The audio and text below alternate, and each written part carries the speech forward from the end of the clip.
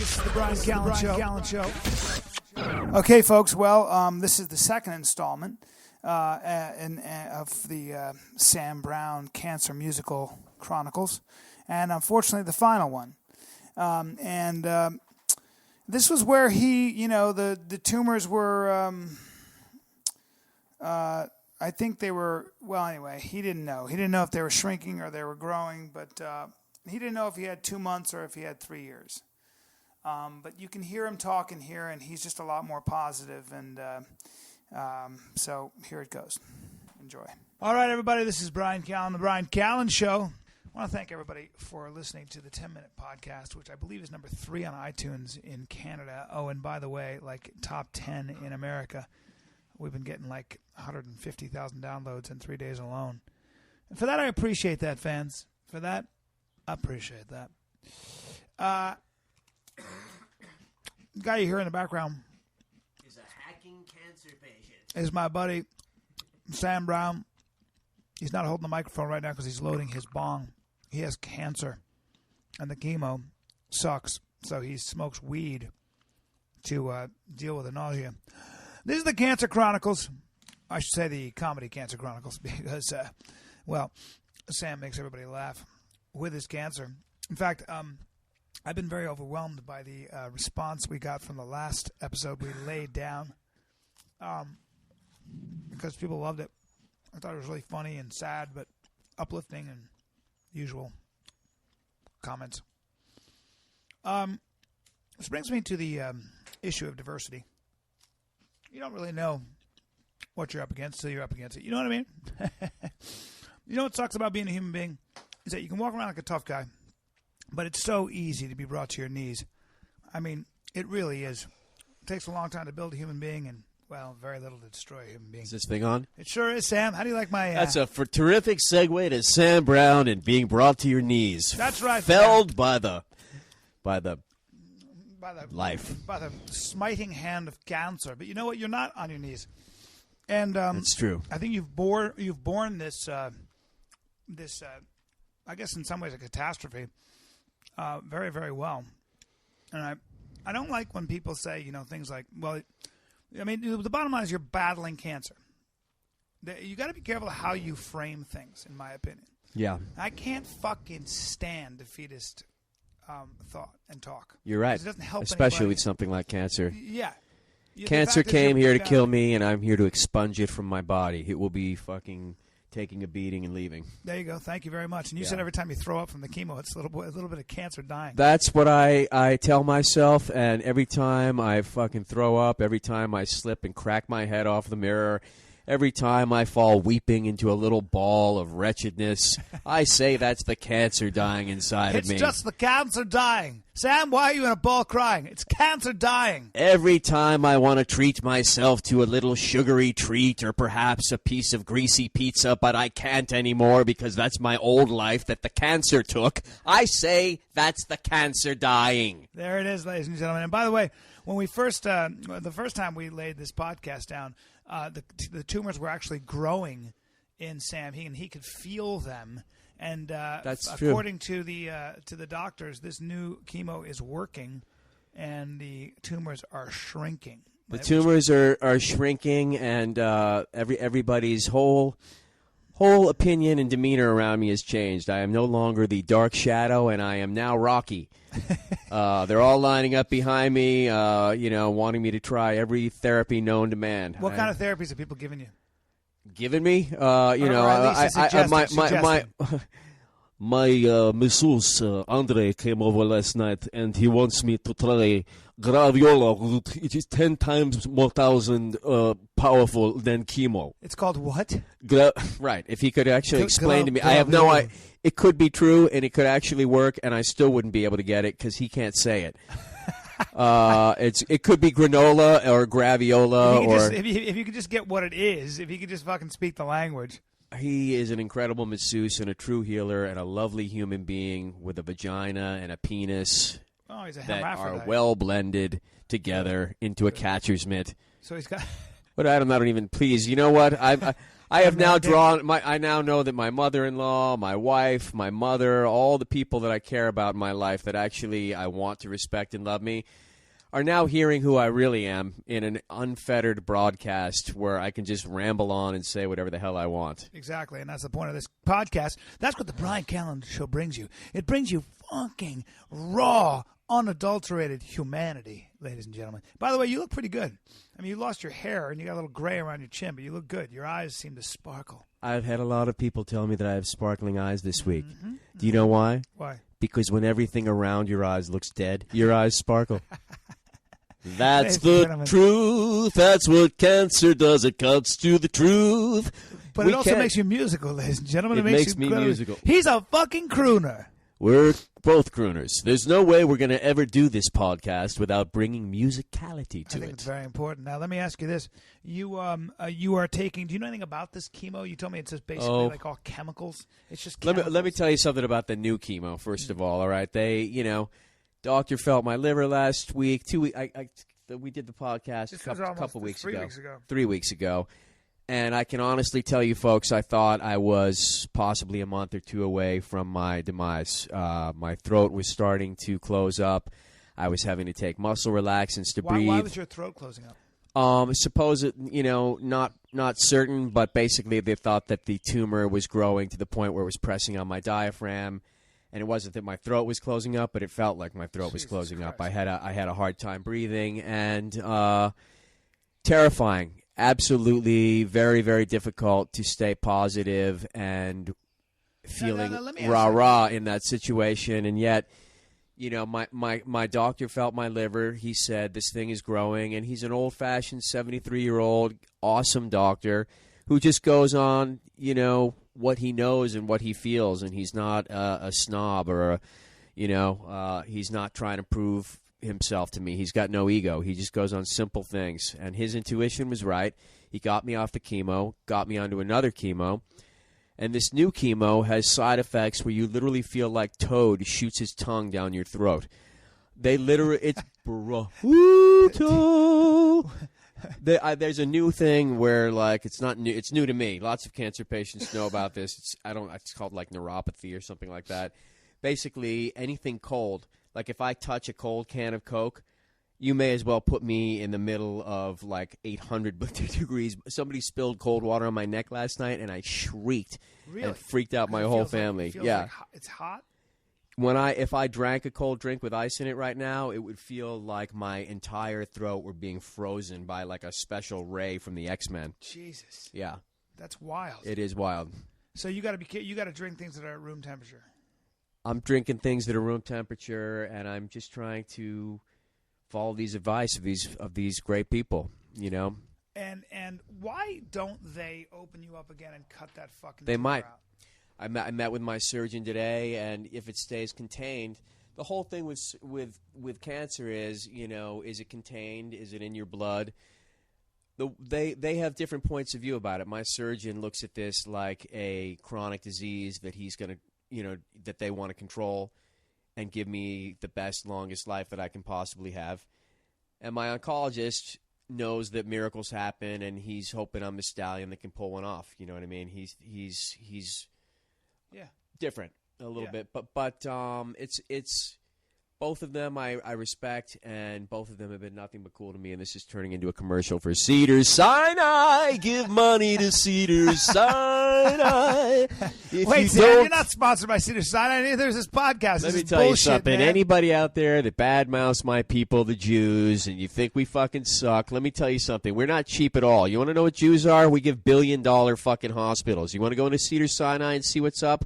Look at the plaques for all the different rooms that we're given. That's true, man. It is all cookie Rabinowitz and My buddy told me. My buddy said that the people, like, he's an artist, and he said, the people that support, somebody was talking about, they were talking about like Nazi Germany and how the Swiss got a bunch of art, from, and he said the Jews have always had a tradition of not only being artists but supporting the arts. He said, I'm an artist. He said, dude, I would be nowhere if I didn't have Jewish patrons, like just people who buy my art, people who support it, people who give so much money to really charity. Interesting. Yeah, it's great. Yeah. It's such a crazy stereotype, and I actually believe that most stereotypes generally fall into some area of the truth. That is one that is not true, and I'm going to stick up for my people there. Well, and if you want to hunt me down, go for it. It's not the first time Jews have been blamed for something they didn't.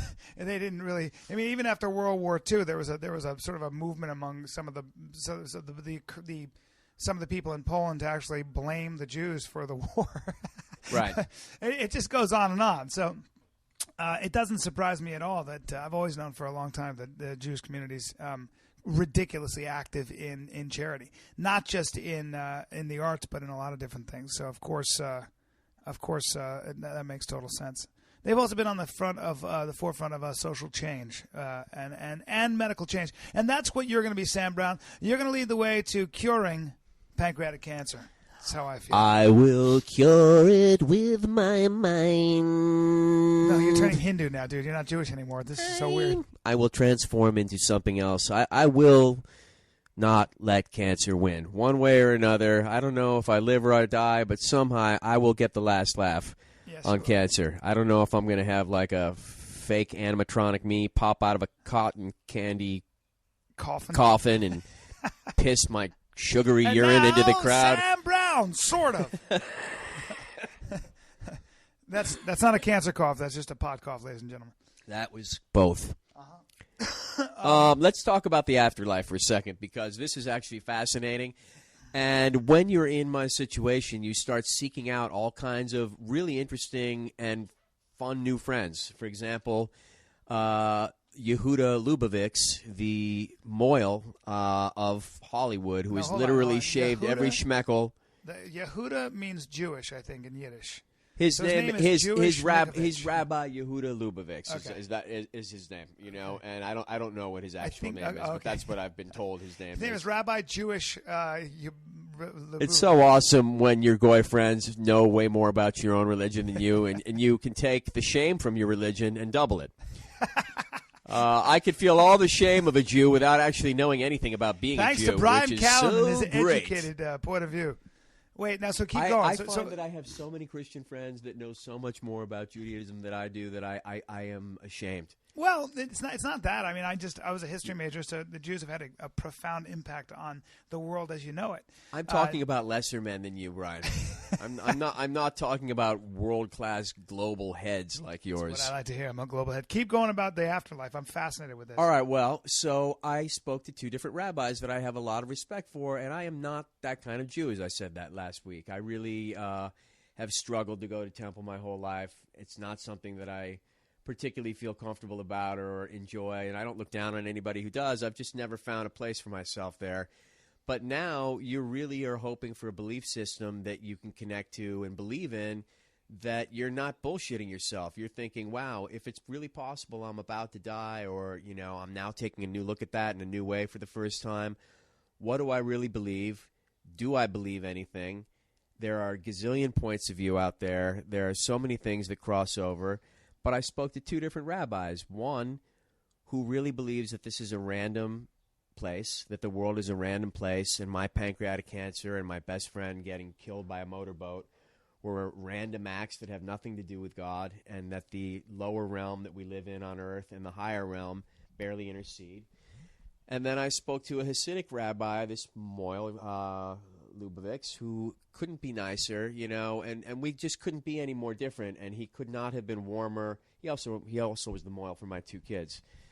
But what is a Moyle for the people at home? What is the Moyle for the for the people at home? By the way, Mohel for all of you who've never been able to spell Moyle. They cut the schmeckel. It's a special ceremony. Even doctors have their sons done schmeckel by meaning the foreskin. The foreskin of a male boy's penis at 8 days. It has to be 8 days for some reason. I don't know why, but probably Brian, my boyfriend, can tell you. It has something to do with Moses actually cutting his own penis to show his subservience to God. Now, the significance of 8 days, I'm not sure, but it might have been the 8th day. If you could pull that out, I'd start Googling that shit, too. It might have been the 8th day he was on the mountain, but I'm not sure. But it certainly was the notion that it was God. It's a very strange thing, actually, if you think about it. Moses took his cock out, literally, and said, I mean, I know, it's crazy, but he said, I cut my penis in subservience to God. That is where it comes from. I think that's what got the burning bush to burn, by the way. If I'm wrong, please correct me, but I think I remember that from not only the Old Testament, which I read, but also from my theology class. Now, I may be wrong, but I don't think I am. Did I tell you guys I like bubble yum? I like bubble yum, and Sorry for referring to Moses' penis as a cock. That's for the I want to talk sacrilegious. about parachute pants from the 80s. But go on about this other guy. I want to hear about so 8 days has to be 8 Okay. days. So he's a moil. So basically, he's a lovely man that I've met because he's been the moil for my 2 sons, and my wife contacted him recently because I've just been reaching out to spiritual people, and wanting different points of view and wanting to hear about their experience with people dying and watching people pass over and that sort of thing.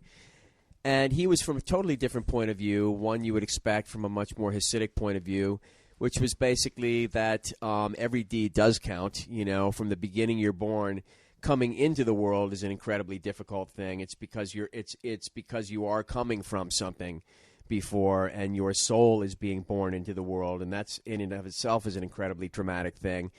And that heaven, all kinds of things I didn't know. I didn't realize Jews believed in reincarnation, and that their version of heaven is so profound that to try to describe it in words would be that we just couldn't possibly understand it, and it's too profound for us to understand, and that we won't. I asked him, will I be able to stay behind and take care of my wife and kids if I want to? Are there people that can choose to stay in this realm and intercede in any way? Is that something that's an option for people? And he said the rabbis gave different answers. One rabbi said yes, and the other said it doesn't really work that way. That you won't care. You're going to be so. You've moved on by then, and but I guess we'll all find out someday, won't we?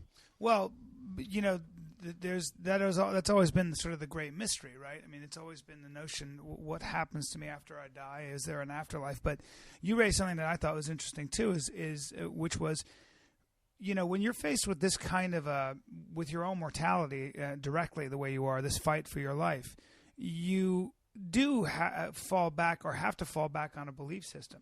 And Maurice Sendak, who wrote Where the Wild Things Are, one of my idols who passed, and into the said, night kitchen. Terry Gross said, "Do you believe in God?" He said, "Oh no, the war took care of that. I don't believe in God." He went through the Holocaust. He didn't even like children. Well, he lived through the Holocaust, and Yeah. he said, "My gods are Keats and Shakespeare and those people that got me through my time. What they created, the beauty that they created, the things that they created." And it was an interesting thing because, you draw inspiration, you draw comfort, and you draw perspective, and you draw belief, I think, from the things that move you, the things that have been there for you in your life, and the things that have given your life meaning. I've never been a religious person. I've tried to study religion. I read the Quran, I read the Old Testament, I read the New Testament.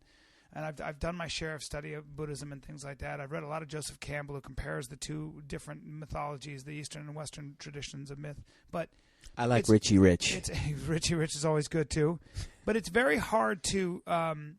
It's very hard when there are no definitive answers, I think, for a lot of us to, unless you grow up with that tradition, and frankly, not only that tradition, but the support system for it. Otherwise, it's very hard to. A willingness to search for yourself too, and find it and make it true for yourself. It doesn't matter if you have a dogmatic situation growing up and it's beaten into you, and you're taken every Sunday and blah blah blah blah blah. You may believe half of it, but that's not allowing somebody their own journey to come to it at a place where, at the end of their life, they're looking and going, "This wasn't forced on me. I found this on my own, and I believe it." Well, that's right. But that points to another point about religion that I think does have relevance. Most religions that I've read about, at least all of them, deal with the notion that you're flesh, you are spirit, and you are flesh, and that eventually you're going to have to let go of your flesh in one way or another. I'm in the process of doing that now. Everybody is to an extent. Age does that to you. Yeah. All of it does to you. Parts of you die there are many deaths that you experience as you get older, I think. You're not as fast. You're not as strong. You're not as flexible. You're not as good looking. You don't have as much hair, et cetera. Maybe what you're going through now is you're being faced with a lot of it, and there's no question. But the issue becomes, I guess this communion with yourself and how much of yourself you're willing to let go and how much of the other side you're willing to embrace. I guess that's kind of what. Do you feel that?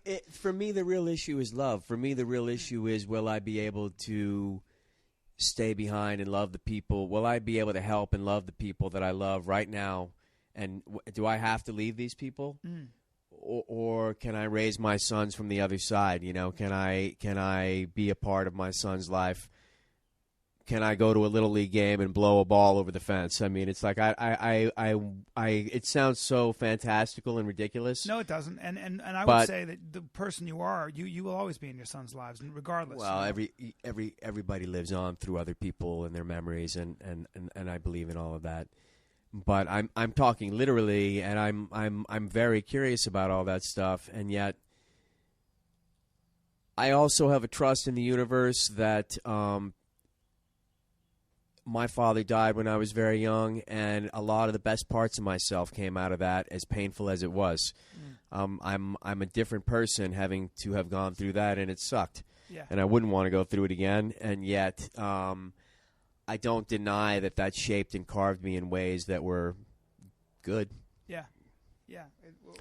How do you think? It just kind of made you... Makes you more compassionate. It makes you realize that life is short. It makes you... For me, it made me go for my dream and not settle for something that I knew I wasn't going to be very good at. You know, I could have tried to get a regular job, but I really knew I was only good at a couple of things, and I just I basically stuck with those. I'm going to do stand-up. Yeah, Where's the first place you did stand-up? Oh, my God. First place I really did stand-up was the North Carolina School of the Arts, and I was very young, and I was probably about 16 or 17, and I did the talent show. Were you nervous? They gave me a whole bag of Coke. Like it was like something from Scarface. They took two kids. They had a bunch of jacked up, freaked out dancers, and it was the North Carolina School of the Arts. At the end of the night, they had cops looking for me all night long, and they literally disqualified my record from the name of the school. They sent a letter to my home saying I had never gone there. I'm like, that's not possible. I went there. Why is that? I'm like, because I had so infuriated them because I got so coked out of my young, stupid gourd. So you were doing blow. I didn't do blow. I had never had any blow. Somebody was like, hey, comics, want a bunch of blow? And they left like a big bag of blow for two young kids, and we're like fucking snorting blow and going out in front of 400 people. That was like my first time doing stand-up. And I killed because I was ridiculous. Damn right you killed. I killed because I made no sense. People thought it was like, people probably were like, wow, look at that. How'd they know you were doing blow? Look at that Coke ball on that idiot's face. How'd they know you were doing blow? Well, I had been doing a way. lot of drugs that summer. The whole school was doing drugs. It was out of control. This is like where you do acid at lunch and you fucking are sitting. So what were you doing down in North Carolina School of the Arts? This was a summer school that I went to, and I was going to be going to real acting school, and I thought I should get some actual training, try to act like a semi-professional. And I'm literally like dropping acid at 2 o'clock on a Tuesday, sitting there in the quad talking to my friends, and all of a sudden I feel my hand fall like 2 to 3 feet into the ground. Like, that's a typical school day. And I hope I don't get sued by the North Carolina acid. By the line your hand fell 2 to 3 feet into the ground. And then I watched, like, an elephant trunk come out of some kid Jimmy's face in front of me. I mean, it was awful.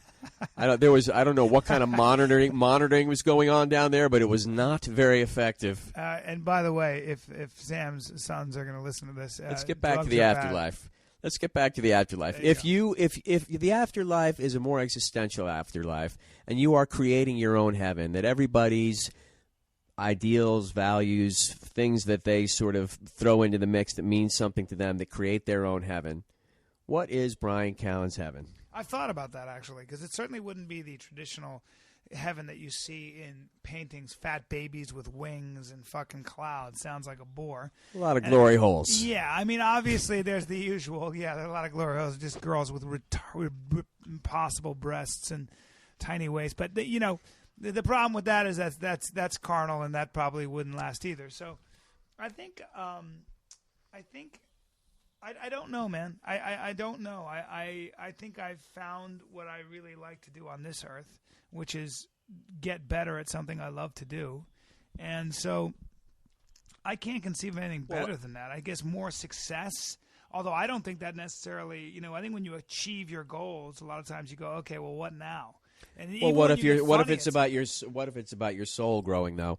What if about on this level and on the next level? The truth is, it's all about our soul taking another leap forward. That's the idea. That's certainly the Buddhist idea of getting closer to God, and that's even like the Mormon concept. Getting rid of all the earthly appetites. So in the meantime, when you're on earth, don't be restrictive about your appetites. The Jews are the exact same way, especially the Orthodox. There are a lot of words in Yiddish and in Hebrew for restriction. Because that is how you condition your soul for the afterlife. The Greeks, Socrates, Aristotle talked about this all the time. You have to condition your soul for the afterlife. The idea that you have to gain command of your appetites, your sexual appetites, even your foods, your need for stimulants, all those things, and kind of face the dragon before you get to the afterlife. And why? Well, the idea is to get closer to God, to become ultimately God. That's the idea. Certainly the Buddhist idea. The whole point of being an ascetic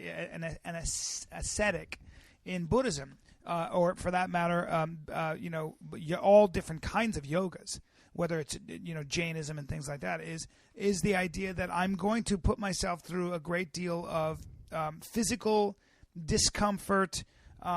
Because I'm going to overcome that with something else, with an awakening of some kind, with the realization that I'm more than this body on this physical plane. And that's what they call satori, or awakening. That's what this is. That's literally a perfect description of cancer. I mean, basically, you are being forced to adjust on a deep, profound, fast level constantly. You have so much stuff thrown at you all the time that if you don't become monk-like and somehow dial up quickly, something's gonna take you down, and it may not be the cancer. It just may be your attitude. It may be a million things. Yeah. It's very, in a way, that's you're dealing with a very fierce form of yoga. I mean, it's thrust upon you. It feels like that. I mean, it feels like a dark video game, or like you never know what's around the next corner. Yeah, but you said something. One of the interpretations of the word yoga is the intentional stopping of the rippling of the mind. The mind is always rippling with thought, and one of the things yoga, when you get into higher practices, is the notion of still mind, quieting your mind. And then meditation talks about this a lot. And frankly, I think I've talked to Christian priests about this. Prayer is a similar thing. You spoke of how all things trivial seem to melt away when you're dealing with something like this, and you have room only for love and for connection and for you have room for real feelings. You have room for anger and things like that, but you don't have room for any petty bullshit. Any ridiculous anything seems 10 times more ridiculous and vaporizes in front of you. I mean, it's just some lady complaining about her poodle's haircut, or not enough mayo on a sandwich, and you want to poke their eye through the back of their head. Yeah, but what do you think that is? That's interesting to me too, because it seems that human beings have a very hard time without something to rail against. You got a kid who's got a lot of money, and he spends half his life in and out of rehab. You see that. I mean, I've talked to a lot of wealthy people who say there's a real handicap to wealth. And people will create their own problems if they don't have problems. Freud even said this to Freud said to I think it was Einstein. They were contemporaries and they talked. And Einstein said we can't have any more war. And Freud said if you don't have war, they're going to turn that anger on themselves. I mean, they're going to fight themselves. It was kind of like this psychological notion. It's really simple to me. I think this is the most simple thing in the world. I want my sons to know this. I hope that this is something that they hear someday and take some value in. The truth is, when I'm in the hospital and I'm in the cancer ward and I'm talking to these nurses who take care of sick kids every day, and I'm talking to sick kids, and I'm talking to the doctors, and I'm talking to all these incredible people who are of service, people who are of service, who really make their lives not about them but about something else that's bigger than them, they're happy. For the most part, they got a much better chance at happiness.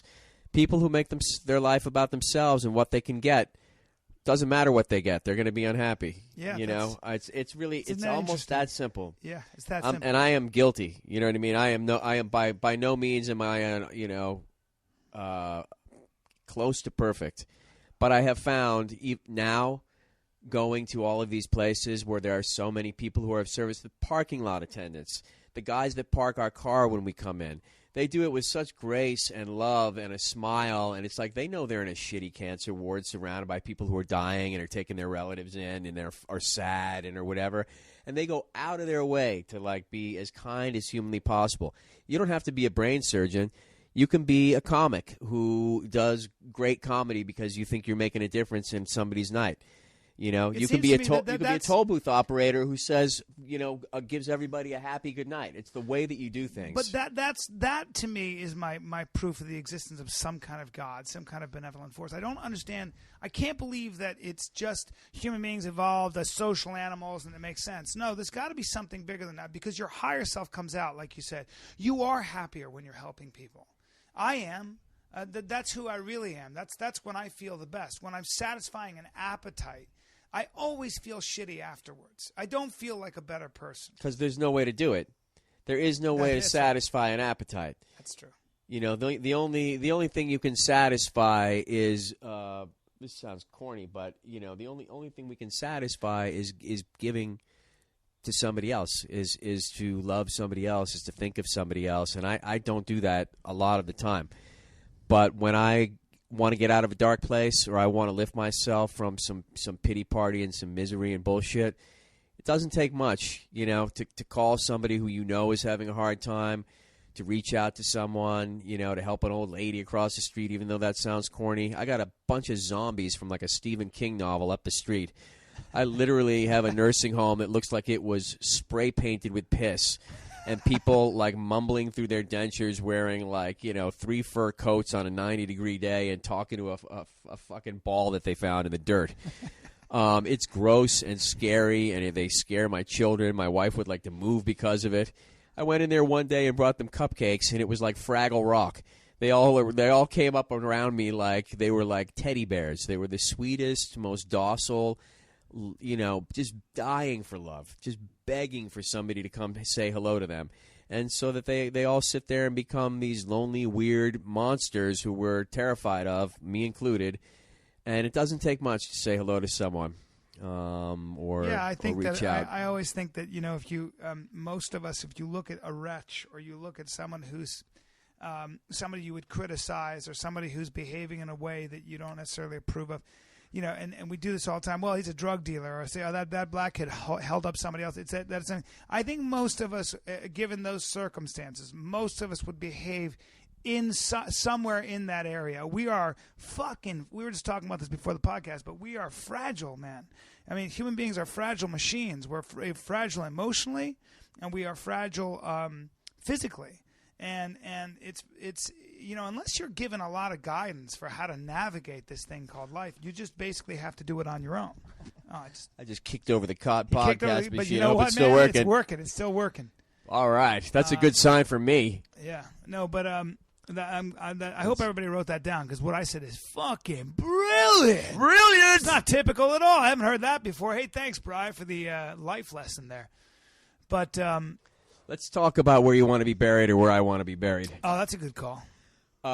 First of all, by the way, before we do that, I'm not. I'm not talking about being buried. I'm talking about fucking dead. I'm right. Way back. I'm making a comeback. Okay, thank you. I'm making a comeback. I'm feeling very positive today, and eventually, where will you be buried? Where will I be buried? I asked you where you would like to be buried. First of all, I think I want to be cremated, and I think I want to be dropped, like just thrown in the air on some mountain. I think something beautiful.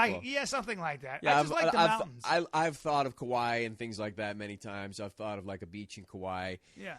Unfortunately, I have a beautiful Jewish wife who is going to bury me in a Jewish cemetery where you're not allowed to have any tattoos, but you can be buried with a new nose job and a poodle named Bippy. I am going to, if I ended up dying early, I would basically be buried next to her bubby, who is, absolutely beloved by my wife and her family. And Who's I'm sure Bubby is my wife's grandmother, and I'm sure that she would be a great person to hang out with. But the thought of being alone in Studio City up in Forest Lawn, looking over at like Warner Brothers, or like the signs for the latest sitcoms, waiting 40 years for my wife to join me while I'm underground with a bunch of complaining, rotting Jews who are all pissed they didn't get cast in Charmed or something like that. This is not a normal cemetery. These are all the Jews. These are all the Jews that didn't make it, or a few that did, who are lording over the rest of them. They're like, oh, maybe you saw me on Charles in Charge. The tapestry Sam Brown paints, my favorite. Well, but think about it. Think about a cemetery of Jews in the valley. Because that's where I would be headed. I know where it is. I know Forest Lawn very well. I've been there. I've been to a funeral at Forest Lawn. I actually found out that you could have yourself made into belt buckles or jewelry. And I genuinely, I shit you not, and I talked to my wife even about it because I knew she would freak. It's very Holocausty of you. Right, I make myself into a human hair lamp.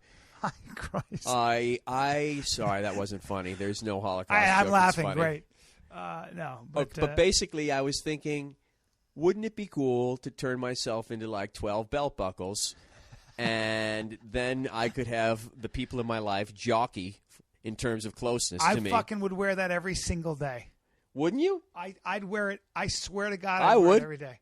But what party? Like a piece of your skull? No, or something? They just take your ashes, your bones, your ashes. They melt them down. They turn them into some freaky warlock-looking orb. And That's fucking hilarious. I'm wearing Sam. I'm wearing my Sam I'd Brown fashion you belt into buckle. A cod piece. Yeah. Whatever you want it to be. That's hilarious. Well, I genuinely considered that, and then I thought, okay, I can't do that. No one will let me do that. I thought I should put myself in some pop brownies and have everyone eat them and not know that until afterwards. Oh, that'd be which would be great. That'd be fucking. You would just ash up and just yeah. We ate Sam, everyone. Just don't think you didn't enjoy me today. You did. We cannibalized Sam. I would happily do something like that. I would be cremated, although that scares me a little too. I like the idea of, first of all, I feel badly about taking up ground in general. Right. With all the earth that we're going to need in the future, I just feel like ashes are going to be the way to go. Yeah. I agree. How can you feel good about shoving your rotting body in a $5,000 casket? I think you should be. I mean, I want to be cremated, I think. But then I'm an organ donor on my driver's license, so I also would like to maybe. They don't want any mine anymore, by the way. They don't. They don't want any. They crossed my organ donor thing off my card. Ah, shit. All right. Well, that's true. We don't want a half a pancreas, but thanks. Got good news, got bad news. Found a pancreas. He's very generous and has nothing to give. That's right. Yeah, I don't know, man. Then they might take my eyes, and my father's very squeamish about that. But I'm always worried that there's a couple doctors on the take that are going to take you out about 3 minutes too early. I know. You got a chance to live, and they're thinking, man, that guy's got some nice cheekbones or got whatever. Great eyes. Yeah, I don't know, man. It's a question. I like these questions. Let me tell you something. My good friend, who will remain nameless, is a DA. He's one of my best friends here. If you know me, you know him. He's the LA DA. He will remain nameless, but he was on the case of the cadavers that were being sold at UCLA about, 6-7 years ago. Just before you tell the story, there are people that could probably pinpoint who it is. If it's going to get them in trouble, just be careful. Goodbye, story. Yeah, because when you say that, they can. Well, not really, because the lead witness. I shouldn't talk shit. I don't know what I'm talking about legally. I could just ramble on a bunch of stuff, get my friend in trouble, get sued. That's right. Thank you, Brian. Thank you for having a boundary with me. I gotta save you, my friend. Sometimes we all get a little crazy. By the way, you've got the new iPhone 4S. Does that have Siri on it? Which is ridiculous, and I don't know how to use it. Really? But it's really funny. Yeah, I'm gonna get one of these. I smashed mine. Mine fell like 14 times, and I had to finally replace it. Yeah. Let's keep talking about the afterlife. Right, keep going. Afterlife. I wonder what Siri says about afterlife. Siri, what is the afterlife, Siri? Let's try it. Do you have it? No. All right, keep going. In the afterlife, I think the Celtics, Patriots, Bruins, and Sox would win a 7-game series to win it all every year. You're a serious. Are you serious Celtics? And I'm a serious Boston sports fan. If I get up there and they judge me, one of the first things they'll be rolling out is the amount of time I wasted reading about a right guard being drafted in the 5th round from the University of Mississippi that never even made the Patriots, who I spent hours following and predicting, even though I don't know how to play football or a thing about it. I have spent so much time rooting, screaming, stressing, bursting aortas. You would have a great deal of company in heaven. There are a lot of guys that feel that way. Yeah, That's a good been a sport. lot- There he a lot is, of time. everybody.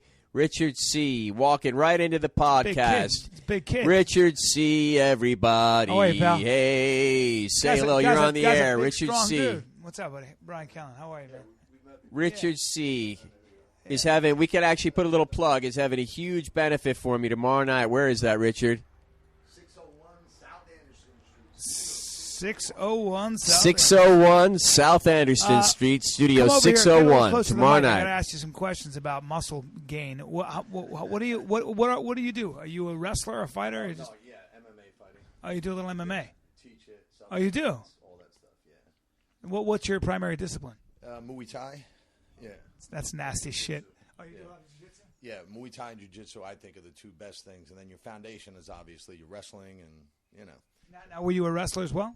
Yeah, I wrestled all through high school and college. That's how I kind of got my base, my foundation. And then, you know. Where'd you wrestle in college? Oswego State College near Syracuse. That's fucking good. I went to Upstate New York. Syracuse. Great wrestling in upstate New York. Yeah. Cool. You look like a fighter because I saw you come in and He's there a are lover. weightlifters, and then because the thing is you got shoulders, a triangle kind of neck situation, and then not a big chest in comparison. He looks like one of those cartoons that got whacked into the ceiling and his feet are dangling out. a nightmare to fight. Yeah. Definitely a nightmare to fight. Muay Thai is nasty stuff, though. I've been taking a little of it lately. Oh, yeah? Right on. Yeah, and Muay Thai is, I think, by far one of the best disciplines. Because if you don't have to go to the ground, you don't, you know, obviously. But, you know, if you do, the jiu-jitsu, but you could choke somebody out standing up, too. You know, See what you get on this podcast, everybody? Jiu-jitsu's You great. get afterlife, choked out. Talking You about get- fighting in the afterlife, man. It's good. Fighting in the afterlife. Yeah.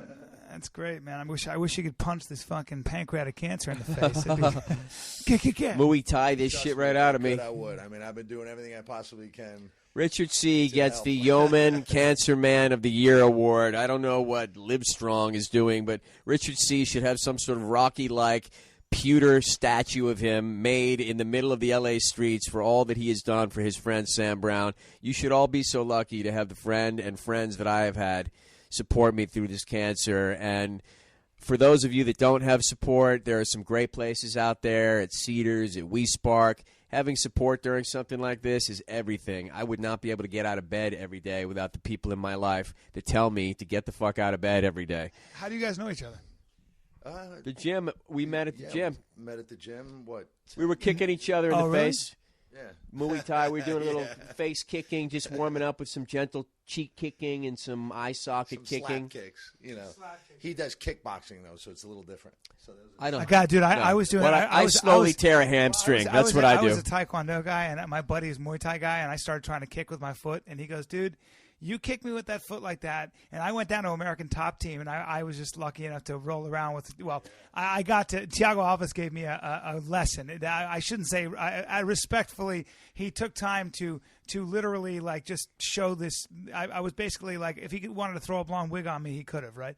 And I kind of sparred very gently with their this 145 pounder that they're grooming to be their next big thing.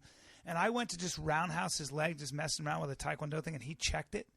And that was it for me, man. That was it for me. Shin is forget it. You know, guys don't understand. When I first got here, I was a Muay Thai guy, and I went to a Taekwondo place because there was no other Muay Thai. I couldn't find a good place, put it that way. And I got on the mat with these guys, and they were kicking me in the head like there was no tomorrow. So I blocked them, threw them to the ground, and then I kicked him once in the leg, dropped him. He got up, and he wanted to start like a real fist fight with me. And I said, dude, what's up?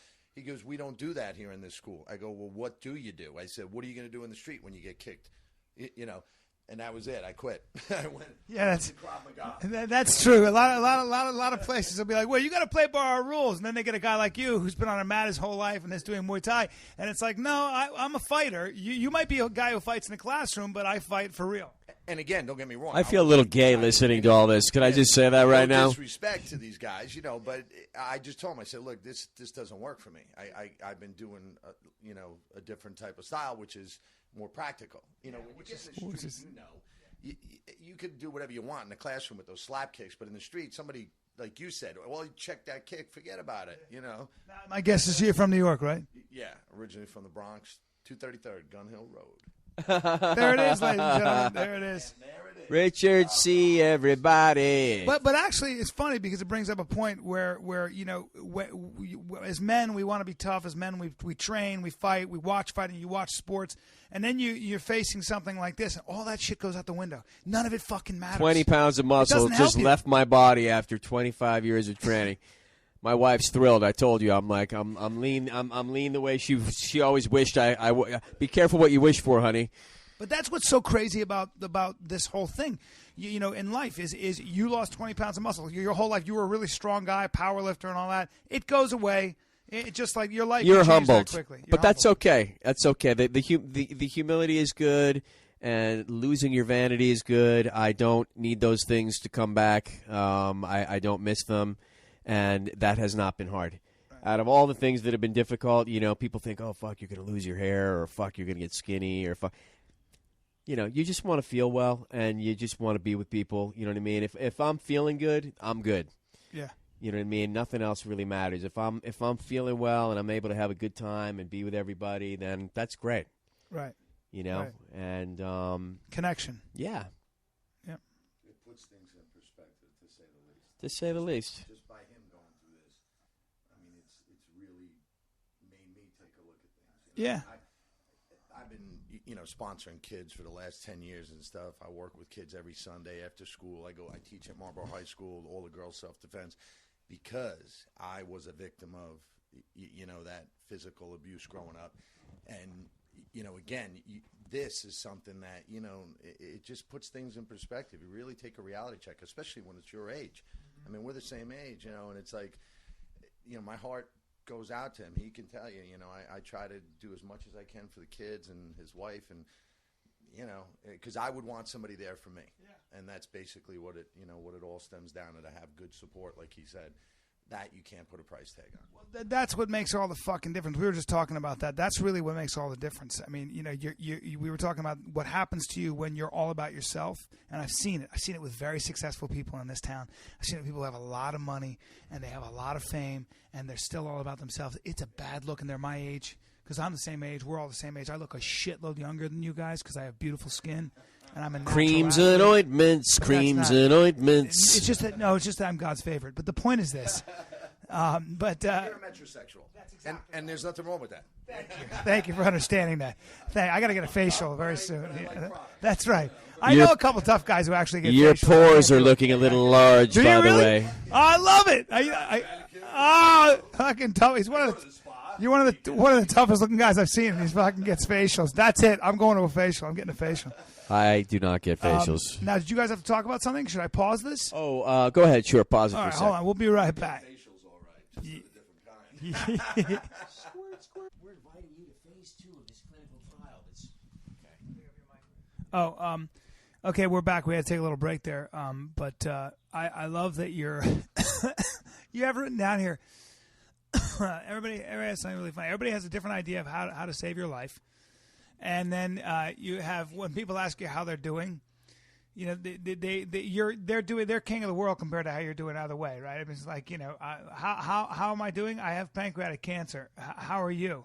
Well, I just lost my house in a fire. Not as bad as what I have. Anything else? I lost my leg to a shark. Not as bad as what I have. Anything else? I got mugged. Not as bad. My kid hates me. Not as bad. It just keeps going. So. You have that one-upmanship, and I'm letting him take some more marijuana. So that it's funny how the world around you changes. People around you change the way they speak, the way they react to you, and everything else, right? Well, people don't know how to speak to you in the first place. They treat you like the cancer guy, and they're not sure if they're allowed to speak to you like a normal person, or if they're supposed to. People, I have literally watched people stay like a few extra feet away from me. I have to interrupt you. Like they're going to catch cancer, which is, you've seen that? That's retarded, by the way. That's but have you seen that before? No, but that's crazy shit. It's crazy true. But that's people human. that know me. People that are friends of mine. That must be in our genes. Like, because back in the day, if you had a virus, you knew you were going to catch it. So just we have an instinct. Like I'm going to leap away. on them and cough a fucking cancer virus down their throat. What was funny is that you have tumors in your liver. That is funny. That are fast shrinking. And we were just I was talking to my buddy, the guy who was just on a podcast about fighting. And he's like, yeah, if you get a liver shot, you punch somebody in the liver, all the blood leaves the liver, and you fall. I didn't need to hear your that. Legs go out. And I'm like, can you not talk about liver shots with Sam right there? Didn't really need to hear that one. But he wasn't that sensitive about it. He was just talking. People are not sensitive. They think, oh, I know, he's got cancer. I'll send him a giant box of cookies with a shelf life of 45 years. I will send him exactly what caused this in the first place in a giant celebratory package. Well, I got God bless my cousin Susan, I love you, and you sent me this beautiful package of like giant footballs and basketballs, all covered in sugar icing. I literally could feel my tumors like nibbling on them as they went through my body, like they were sugar is the enemy. Is not what you want when you have cancer. No, that's what they inject you with to find on the PET scan whether you do have cancer. Wow. People assume you're wise when you have cancer. They look at you with no hair and gray little wispy beard. Goat beard, and they think you're wise. And you could trick them. Yeah. I'm not wise. I'm a wise ass. You're a wise ass, and you're a very funny man. I'm a lovely man, not a wise man. Well, I think it makes you wise. I mean, I think it does make you wise. It makes you wiser than the average idiot. I'll tell you that. It depends on how you define wise, by the way. I'm not sure. For me, wise is knowing when to keep your mouth shut, which is something I've never been particularly good at. Can I just say, let's just talk about my wife for a second. I'm just looking at another topic. I guarantee you, my wife has no idea that there are literally guys already lining up to probably try to fuck her over my possible death. Your wife is a hot woman. My wife is a hot piece of ass, and there are literally guys that will ask her out at my funeral someday for coffee. That's bullshit. I'll be right there. I'll be right there. I feel like, there are guys who, they're Facebook friends. Vultures in the trees, brother. They're Vultures in the sending trees. Donations. They're all about, let me know if you need anything. By the way, I love the way you look in pants. I love the way you look in corduroy. She's a hot woman, I Sam. want to own you. Exactly. That's okay. Just know that my ghost might have a choice to stick around. And if so, you'll be a crouching masturbator in the corner. I will be like Topper. I don't know if I'll be a crouching masturbator in the corner. I might be more of like a leaping face. Well, you'd only be a crouching monster. masturbator if there was a chance you could be seen. So actually what you'd be is just sort of standing masturbator because you're a ghost and nobody can really see you. Right, that's right. And I hope they can't hear the sounds of masturbation. Do you hear that? Does that sound like somebody's jerking off in the corner? Yeah. Yeah. That, let's talk about being buried underground for a second. Well, we already talked about the Jewish cemetery and being buried with a bunch of complaining, whining, bright, interesting, artistic, pro-Israel, all kinds of, good cooks, great loving people. Not necessarily the top 10 NHL players of all time, but lots of other types. More Nobel Prize laureates, more of the cerebral type. More of the cerebral type. And cerebral. I don't have a lot to say, to be quite honest. I mean, stuck for an eternity underground with a bunch of very intelligent Jews, I would be in trouble. I would be the guy that gave everyone a slap on the back and said, "Go get him." That's bullshit. You'll be the guy to make them laugh. Right. Hopefully I'll be like on the roof. Damn right, man. I'll be the diddler on the roof. You'll be the fool. That's your strength. Can you imagine being buried in like a Mensa cemetery or something? They make a mistake and you're like the guy that gets buried. You'd be fine. I'd be fine. Because you're funnier than anybody in the room. Right. Well, right. They would consider that some form of strange intelligence. What happens when you're a guy like you is people want to be around you. So that's what would happen. You'd come in and be like, right. I'm bored talking about fucking world affairs People and want to be around me. The first thing the doctors tell you, by the way, when you go to visit your oncologist is don't go to Mexico. Now, I don't know what that means. I love Mexicans, love the Mexican people, love a good chimichanga. I know what it means. It means don't get Laetrile is what it really means. It means don't go down and get some sort of peach pit Right. You That's know, right. right. In other words, there are a lot of people out there. There are a lot of people that open up clinics down there that supposedly cure cancer. And I guess We could do that. I guess all the Western. Do you realize we're working scientists- too hard? Yeah. You and I should grind up a pit from a carob tree, something. Dress like high priests. Dress like Sikhs. Create brews. I like it. teas, Yes. And fucking sell them for $1 million. $1 million. It's true about the Mexico thing, and then I'd like somebody to do some studies on these clinics and stuff because it's very easy to go down there where it's not regulated and open up something and plant some lotus flowers and wear a turban and talk about how juice is going to cure your cancer. And I guess that skipped all the Western scientists who've been working on this forever. I would wear a barking terrier as a hat if somebody told me that was going to cure my cancer. It's like there's almost nothing that you won't listen to. That's the problem. What have you found on the internet? Everything? Well, a lot of what I've been looking for lately has been these trials. Yes, I've found everything. I mean, it's everything from like sun tea from your own urine to, everything from your attitude to doing juice cleanses to Is this for obviously specifically chemo. cancer or pancreatic? Both pancreatic and cancer. There's all kinds of herbs that are recommended. I'm on a lot of them. I've seen some incredible people. I've gotten some great acupuncture. I've met some amazing healers and really had some great work done on me. That were recommended to you by other patients and things? Both other patients and other survivors, just all kinds of places. What is your assessment take? What are you taking away from? Is there anything that you feel has worked or makes you feel better or anything like that? There is no doubt that the acupuncture works and makes me feel better. There's no doubt that massage works and makes me feel better. I feel good taking a lot of the herbs, like some of the more concentrated turmerics, and I take like a black raspberry powder. The things I'm taking that I know can't do any harm to my body, that are boosting my liver, I feel good about taking. So I'm not worried if they're not working, and if they are, great. And certainly things like fish oils, certainly typical things like CoQ10, vitamin C. Vitamin D is becoming increasingly important in cancer. They're now doing whole clinical trials at universities where they're using vitamin D as the main source of chemo or the main source of I shouldn't speak. I don't know exactly what I'm talking about here, but there are full clinical trials that are being now investigated using only vitamin D. And I know for a fact that all cancer patients are deficient in vitamin D. And I was super deficient 6 or 7 months before I was diagnosed, and I started taking a lot of vitamin D. And obviously, for me, it was already there. But there are things that work. How do you know you were super deficient in vitamin D? I went and got a lot of extensive blood work done at this place called the Body Well, which is great. And Dr. Stephen Carragher, and there's a plug for you. And it was great. I got a very expensive. How do you get vitamin D?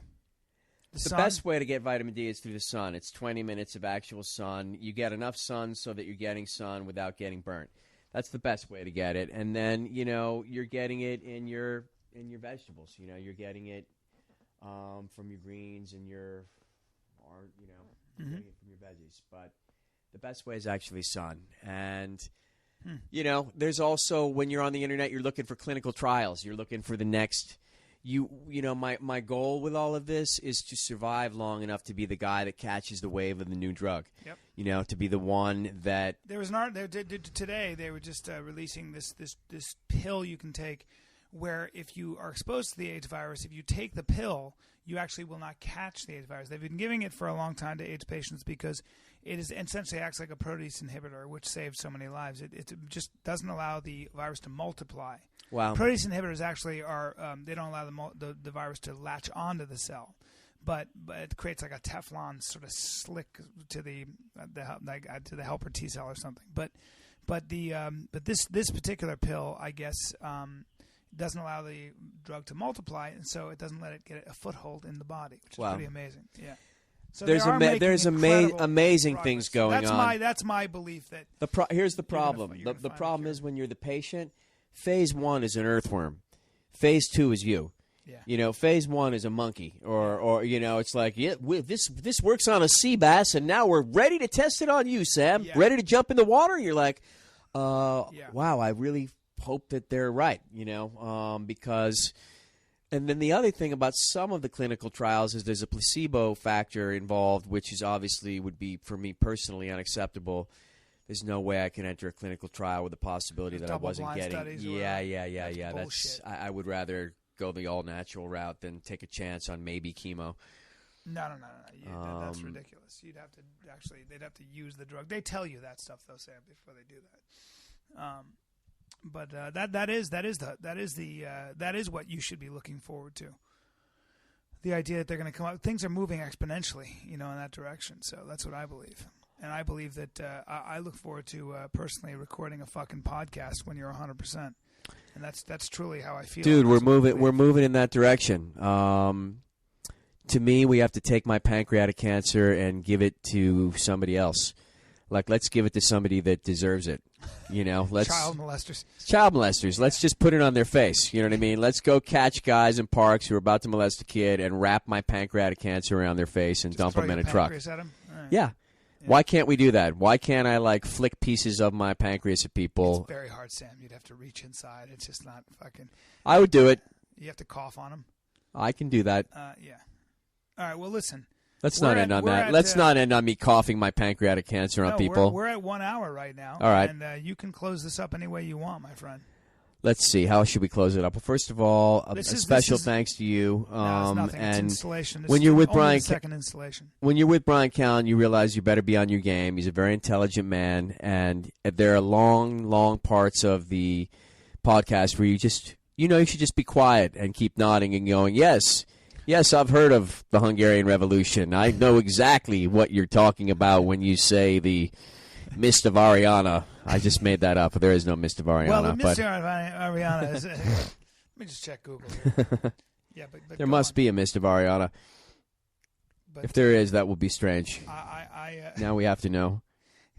A Mist of Ariana... No, I don't think there is. Okay, but that sounded believable. And that's all you really need to be in the world. That is what I'm going to end on, everybody. What is that? You're going to end on what? I'm going to go with Rabbi Yehuda Lubavitch today and what he told me, and that is that we are here souls learning to grow, and that what you do does matter, and that, you know, people who are being of service are happy. If you're confused about your life, try being of service, and that will often lead you from that dark place. It has in my life. I have not always done it. I have gone back and forth many times, and I have not done enough of it, and I wish I'd done more. But I can certainly say from a distance, watching people who are of service, they seem happier. So there is my nugget. There it is, ladies and gentlemen. I appreciate that. And, you know, as you speak, I'm reading a very strange interpretation of the circumcision and as it pertains to Moses. You guys will just have to Google that because it's just too long and it's strange. The circumcision of Moses, your circumcision of Moses, you're Googling? Yes. Well, we were talking about that before, and let's call Zach Galifianakis right now. Let's call him. You know what? He must feel like shit. If I'm gonna fucking call him live on your show. If they ever need somebody to that play Moses, fuckface used to open for me. He opened for me for 2 weeks in Kentucky and Virginia. Everybody, right? And pancreatic cancer won't even call me back. That's the kind of person he is. Everyone. Bitch. Have you called him or something? No, but I called him a while ago. Oh. He's very bad with calling people. I don't back. care. I just thought it's fun to say on a podcast. He's the sweetest guy in the world. He's just terrible with technology. He's like, I don't think he checks his messages. All right, ladies and gentlemen, that's the Brian Callen Show. Thanks to Sam Brown, and this is only installation number 2 of the cancer. As the cancer shrinks, I call it the cancer shrinking musical chronicles. Yeah. All right. Well, I hope you enjoyed. The Sam Brown Cancer Musical Chronicles. One of the few people on the planet that can make terminal cancer hilarious, touching, and courageous, and interesting, and all that stuff. I know I learned a lot, so I hope you guys enjoyed, and I hope it moved you, because that's what it's about to me. I think I feel more alive when I'm laughing and when I'm crying. and Sam did both for me. So hope you enjoyed it, and thanks for listening. Got Michael Rappaport and a bunch of other people coming up. God bless. I love you, Sam.